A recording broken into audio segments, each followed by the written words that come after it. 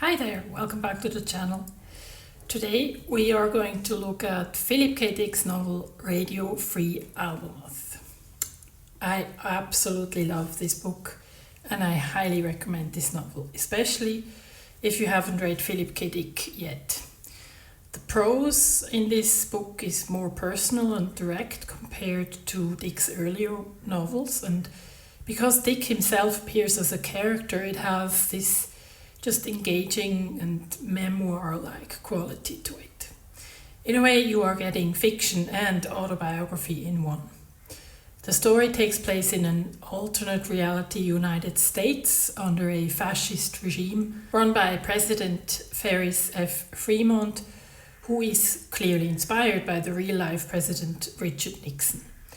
The book truly captures the vibe of the political climate of the 70s, all of which influenced Dick's exploration of surveillance, censorship and state control. The novel also manages to get across the anti-communist paranoia from the 50s and the state-driven fear of the Cold War era. This video is probably going to be a little longer than usual, so do make use of the timestamps in the description box below. Skip to the parts that interest you if you don't want to watch the whole thing.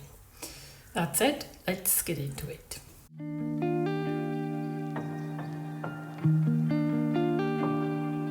Dick wrote Radio Free Albemuth in 1976, but it wasn't published until 1985, 3 years after he passed away. Initially conceived as an early draft of VALIS, it serves as a bridge between his earlier sci-fi and his later more mystical and theological work. It even sets the stage for his more polished VALIS from 1981, exploring similar themes but with less complexity.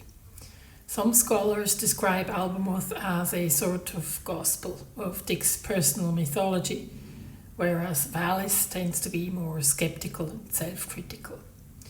Dick himself found Albemuth a bit too raw and revealing, so he didn't publish it during his lifetime. It came out posthumously, as I said, when there was renewed interest in his philosophical and theological fiction. Nowadays, Radio Free Albemuth is considered essential for understanding Dick's exegesis, a massive largely unpublished journal where he attempted to decipher his own mystical experiences and of which only parts have been published in the exegesis. The book clearly dramatizes his deep philosophical struggles, especially around reality, identity and divine intervention. It also charts the clandestine resistance led by ordinary citizens, aided by a mysterious alien and/or divine intelligence. It powerfully illustrates how authoritarian regimes suppress truth and fortify their hold on power, a theme that still resonates strongly today. The novel suggests that liberation might come through knowledge, even if it arrives via an alien satellite, which is pretty classic Dick, blending spirituality with science fiction.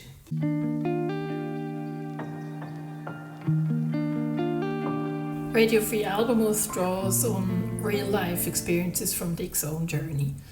A lot of it is straight-up autobiographical information. The novel is narrated in part by Philip K. Dick himself, a metafictional move that lends autobiographical and philosophical depth. He recounts the story of his friend Nicholas Brady, who begins receiving transmissions from a divine entity that he names VALIS. These communications guide Brady through the spiritual and political chaos of a society veering into totalitarianism. As the state cracks down on dissent, Brady and Dick join a covert resistance movement using subliminal music and encoded messages to awaken the public to the truth. Brady's fate, martyrdom at the hands of the regime, contrasts with Dick's hesitant survival, raising questions about complicity, courage, and spiritual purpose. So in this novel, the author Philip K. Dick clearly divides his personality and worldview between two main characters. Phil, on the one hand, represents Dick, the writer and philosophical thinker. He's basically Dick himself, skeptical, cautious, and introspective. The character serves as a grounded observer, filtering Nicholas's experiences and turning them into a fictional narrative, sort of how Dick processed his own VALIS experiences. The other main character, Nicholas Brady, represents Dick's more visionary and mystical side. Like Dick in real life, Nicholas Brady works in a record store and he receives messages from VALIS. Nicholas fully embraces these mystical experiences, feeling he's part of a larger cosmic struggle against oppression. This splitting of himself into two characters mirrors Dick's attempt to make sense of his own experiences in real life through storytelling. It's almost like he uses the two characters to critically reflect and discuss his own life experience.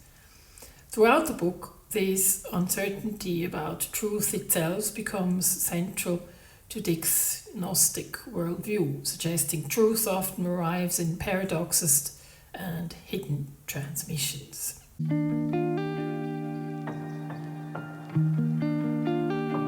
In my opinion, the heart of Radio Free Albemuth revolves around Gnosticism.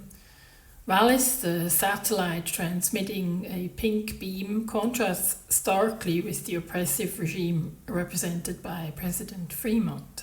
For Dick, the world is like a prison controlled by false authorities.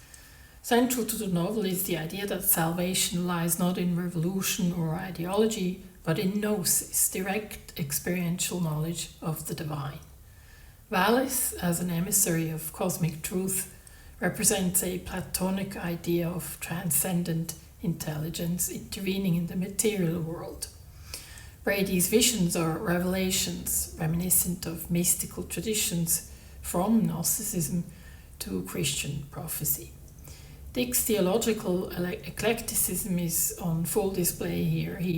The novel reframes religious experiences as both deeply personal and politically subversive. Communication from VALIS bypasses state surveillance and dogma, offering instead a pure channel of redemptive knowledge. Dick blends religious insights with sharp political critique, suggesting resistance is more spiritual than revolutionary.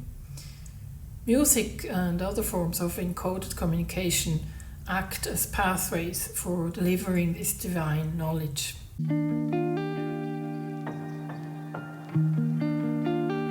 Dick's portrayal of Ferris Fremont's America is a deeply prescient exploration of how fear, surveillance, and propaganda can distort truth and erode civil liberties. The regime's blending of anti-communist rhetoric with pseudo-Christian nationalism recalls both McCarthyism and Orwell's 1984, but with a distinctly American flavour. Fremont's regime is a mirror of authoritarian tendencies cloaked in populist slogans, one that exploits collective trauma and projects enemies where convenient. Dick's skepticism of government, informed by his own experiences and distrust of centralized authority, permeates the novel's structure. Now, here's a particularly memorable scene when Phil, the character Phil, is visited by two agents from FAP, the Friends of the American People, a sort of paramilitary surveillance group supporting President Fremont's regime. They ask Phil to write a notarized statement about the political loyalty of his friend Nicholas, leaving him with instructions on how to prepare such a statement. The official note that they provide Phil reads, "Dear American, you have been invited to write a short article on a subject well known to you, a close friend. It is entirely up to you what matters you consider pertinent and what you feel should be left out. However, you will benefit your friend by the greatest inclusion. What you write about him will, of course, be kept completely confidential. This article is for official use only. So after the agents leave, Phil does attempt to write such a letter, and the passage describing this process is hilarious. So just to give you context, Phil isn't even sure if the proposed subversive organization Aramchek, called Aramchek, that the government purports to fight exists or not. And I'm going to read you that excerpt because it's just fantastic in my opinion.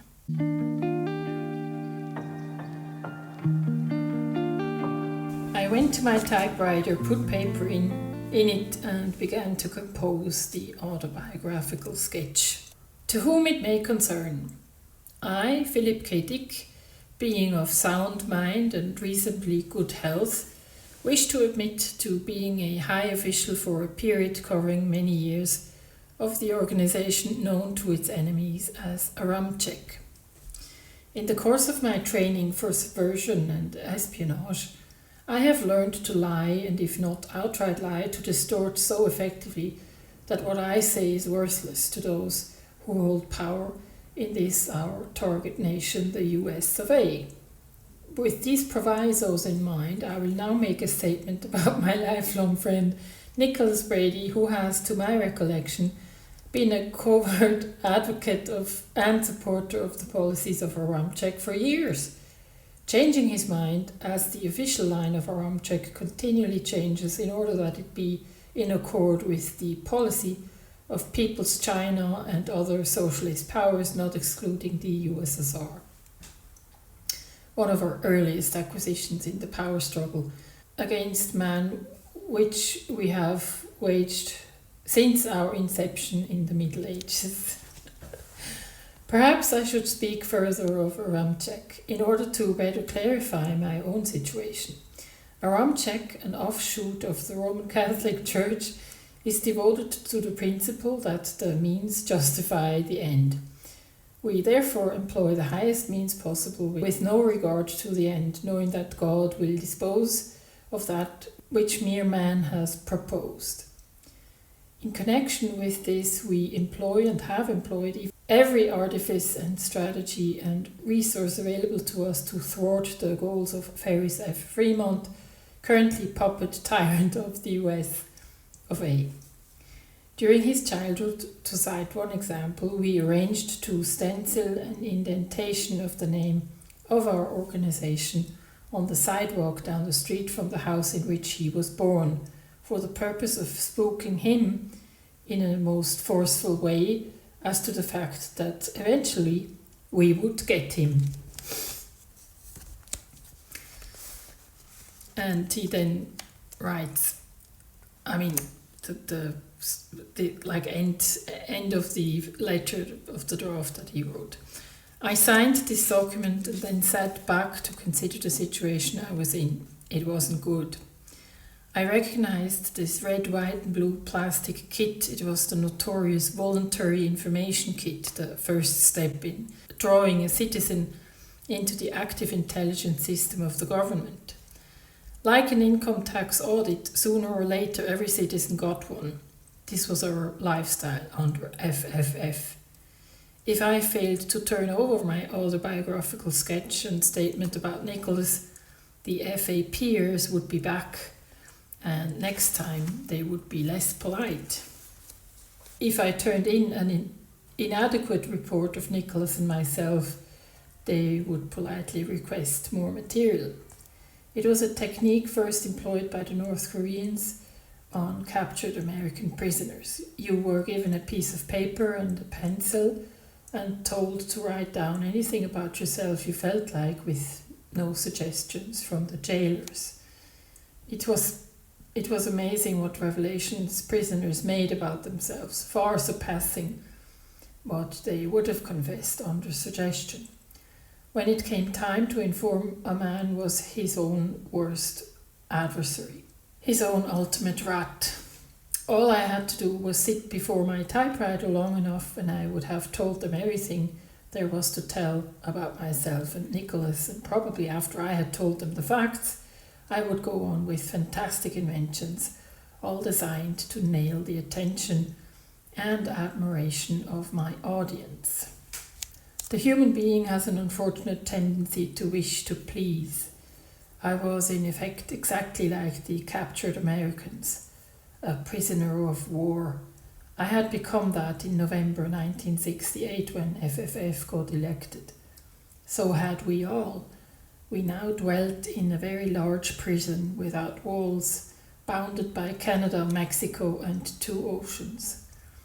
There were the jailers, the turnkeys, the informers, and somewhere in the Midwest, the solitary confinement of the special internment camps.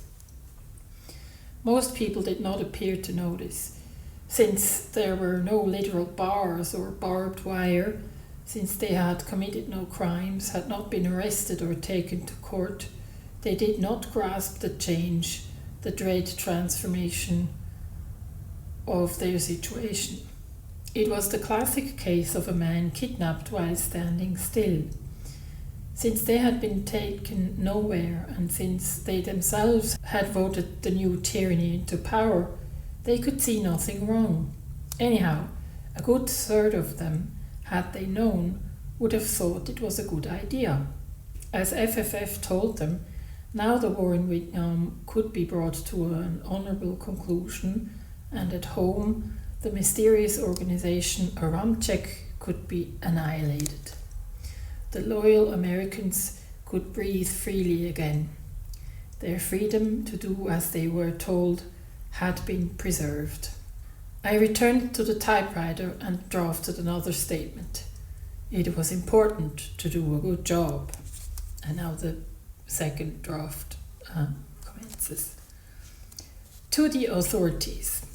I, Philip K. Dick, have never liked you, and I know from the burglary on my house and the fact that you are busily at work hiding dope in the light sockets and telephone as I sit here, that you don't care for me either. However, as much as I dislike you and you me, there is someone whom I dislike even more, to wit, Mr. Nicholas Brady. I suggest that you dislike him too. Let me outline why. First of all, Mr. Nicholas Brady is not a human being in the usual sense of the word. He has been taken over by, or more accurately, will one of these days, to the surprise of us all, be taken over by an alien life form emanating from another star. Far-ranging speculations can begin from this premise. Perhaps because my profession is that of a science fiction writer, you imagine that I am spinning a trial fantasy to see how you react. Not so, authorities. I only wish it were so. I have myself, with my own eyes, seen Mr. Nicholas Brady demonstrate fantastic supernatural powers bestowed on him by the alien superhuman entity known as VALIS system. I have seen Mr. Nicholas Brady walk through walls. I have seen him melt glass. One afternoon, to demonstrate the staggering magnitude of his powers, Mr. Nicholas Brady caused Cleveland to materialize in the open pasture along the side of the 91 freeway and then disappear again, with no one save ourselves the wiser. Mr. Nicholas Brady abolishes the bounds of space and time when the mood seizes him. He can return to the ancient past or leap ahead centuries into the future. He can, if he wishes, transport himself directly to Alpha Centauri or any other... Fuck it, I thought, and ceased writing. It had been my intention to so thoroughly overstate the case in lurid hyperbole that the FAPers wouldn't give it an instant's credence. Where Dick's earlier dystopias, such as The Man in the High Castle or Flow My Tears, focus on alternate histories or fragmented realities, Radio Free Albemuth combines these elements with more overtly, almost theological dimension. Fremont is not just a political dictator, but the embodiment of the black iron prison, a term that Dick used to denote the imprisoning structures of perception and false reality. The state becomes the false god, and true liberation requires not rebellion but illumination. In the novel, the medium of resistance is not armed uprising but communication. It's dreams, telepathic transmissions, word of mouth, storytelling, and most iconically music are what carry VALIS's message. In this, Dick anticipates modern concerns with media control, algorithmic censorship, and the politics of virality. The idea that one forbidden song could awaken the masses prefigures 21st century mimetic warfare and digital dissent.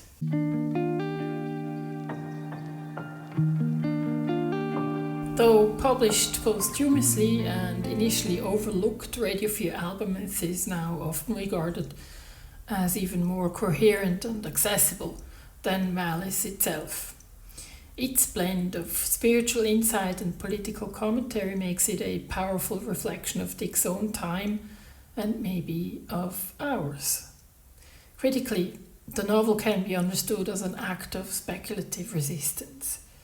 By imagining a world where spiritual knowledge delivered via alien intelligence could undermine authoritarian control, Dick posits an alternate future where truth is encrypted, where salvation arrives not with a bang but as a whisper across the frequencies of an alien transmitter.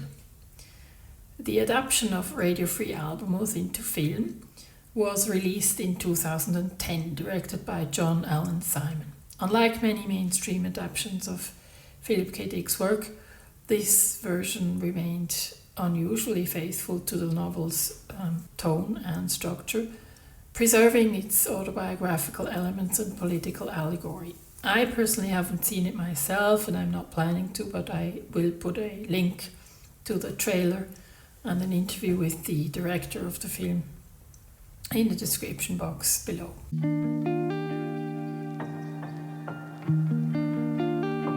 The fictional concept in Radio Free Albemuth, where a satellite transmits knowledge directly into the characters' minds, finds some echoes in real historical experiments, particularly from the Soviet era. During the Cold War, both the Soviet Union and the United States explored psychological manipulation and mind control. The Soviet Union invested heavily in psychotronic research, which involved the potential manipulation of human consciousness and perceptions through electromagnetic signals. Similarly, the CIA's notorious project MKUltra experimented extensively with mind control methods involving sensory deprivation, hypnosis, and psychoactive drugs without public knowledge or consent. From a scientific standpoint, the idea of satellites transmitting directly into the human brain aligns somewhat with contemporary neurostimulation techniques. The idea that alien civilizations may be influencing human consciousness is a central motif in UFO or UAP lore.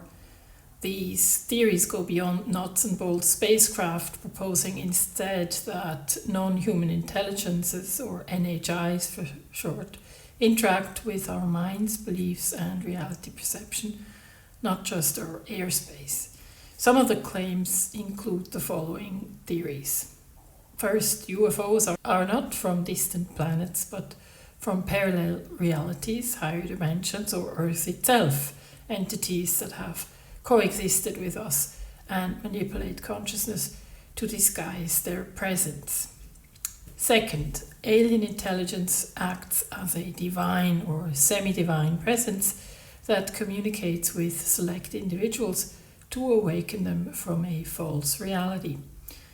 Third, some alien groups, called Greys or Nordics, conduct genetic and spiritual experiments to create hybrid beings or to harvest souls. Worth mentioning in this context is the recent boogosphere phenomenon. In early 2025, a mysterious metallic object dubbed the boogosphere fell from the sky near Buga, Colombia, sparking global interest. The orb, roughly 50 centimeters in diameter, showed no visible seams or signs of conventional manufacturing. X-ray scans revealed multiple internal metal layers and a central chip surrounded by microspheres, suggesting an advanced and possibly non-human design. Surface engravings appeared to mimic ancient scripts, and AI-assisted translations hinted at messages about consciousness evolution and planetary care. Individuals who handled the sphere reported unusual symptoms such as nausea, a metallic taste, and localized dehydration. Despite skepticism from mainstream scientists, the artifact has become a focal point for both public fascination and fringe theorizing. Among the more speculative interpretations is the theory that the Bugosphere is part of a global alien surveillance or consciousness manipulation system. I will link a video about this in the description box below for those who are interested.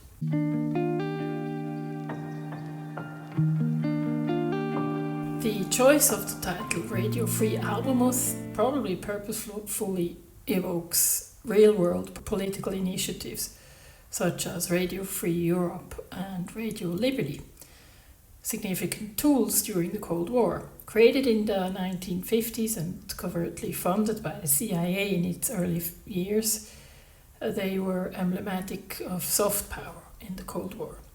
Radio Free Europe aimed to, quote, bring unbiased local news to those behind the Iron Curtain, end quote, offering a rare window into the outside world for listeners in the Soviet bloc. More contemporary, we do have the US Agency for Global Media, USAGM for short. This is the government agency that funds and oversees a network of international broadcasters. USAGM supports Voice of America, Radio Free Europe, Radio Free Asia, the Office of Cuba Broadcasting, and the Middle East Broadcasting Networks. All these outlets share a common origin in US public diplomacy and a mission, quote, to inform, engage, and connect people around the world in support of freedom and democracy, end quote. Prior to recent turmoil, Voice of America reached a global audience of over 280 million weekly across all languages and platforms, and broadcast in nearly 50 languages. The BBC World Service, a UK counterpart with similar aims, reported an even larger weekly audience of 365 million for its international services in 2022, making it the world's most widely consumed international news source. A critical issue facing liberal democracy broadcasters is fluctuating political and financial support. In 2020, a Trump-appointed CEO attempted to overhaul USAGM, even firing the board of the Open Technology Fund. Later in 2025, the Trump administration moved to terminate funding for Radio Free Europe and cut Voice of America's budget as part of government spending cuts. The dismantling of such long-standing operations, placing journalists on leave and ending grants, was met with rejoicing in Moscow, Beijing, and Tehran. In comparing them with the Cold War predecessors, one finds more continuity than change in underlying purpose, even as technology has transformed execution. The information warfare of today is in many ways an extension of the radio battles of decades past. The geopolitical stakes are high in an era marked by an authoritarian resurgence and democratic backsliding. Media and communication initiatives are examples of ongoing state-sponsored disinformation. If anything, this demonstrates how relevant Philip K. Dick's themes still are in our own time.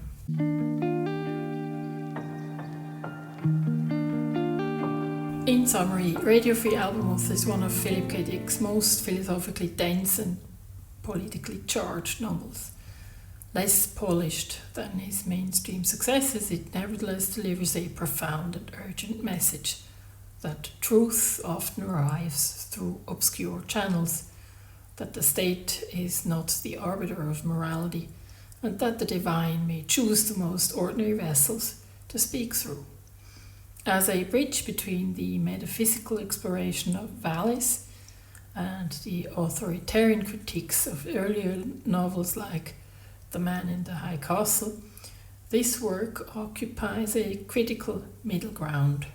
It is above all a testament to Dick's unyielding commitment to seek truth in the face of illusion and to articulate that truth even if it costs everything.